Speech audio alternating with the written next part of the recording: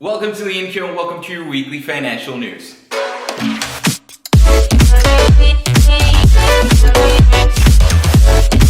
Welcome to LeonCo and welcome to your weekly financial news, and on this week's financial news we'll be discussing some other things that have been happening in the last couple of days, so let's jump right to it.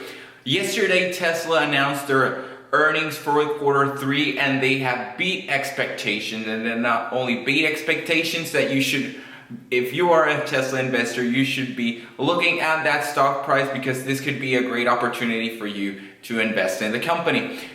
Also, Elon Musk has been saying for the last couple of years that he has been trying to build up that percentage of revenue from his vehicles, and he has this milestone of having a 30% return or acquisition from those vehicles. He has been, throughout these couple of years, he has been steadying up this percentage, and he has hit on quarter 3 a 26%. So stay tuned to the Tesla stock because maybe in the next 2 to 3 quarters he will hit that 30% milestone. And in comparison with his main competition, which is NIO back in China, they only have a 5 to 6% revenue from their vehicles. So Tesla is way and far ahead on NIO in this circumstance.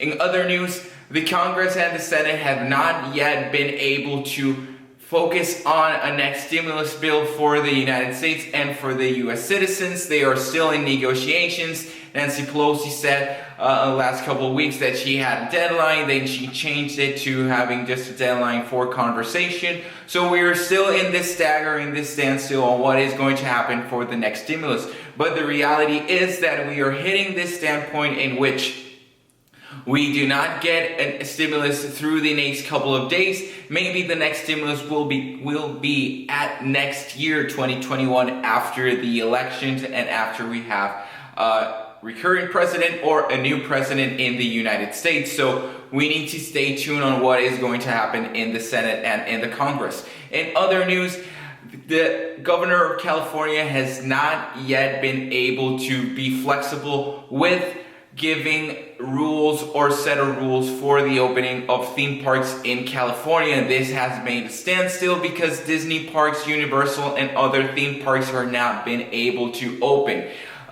In the case of Disney, they have been closed for almost 6 to 8 months, and they are being hit very harshly with this revenue stream of the Disneyland parks. Later last week, they just announced that they were going to let go of 28,000 employees, and if this continues, the Disney company has said that they will need to lay off more employees if the state of California does not ease off on the ruling for them to open. So this has been your weekly financial news. We discussed a lot of things, so I hope you guys are staying safe, staying healthy, and always remember to have that king mentality.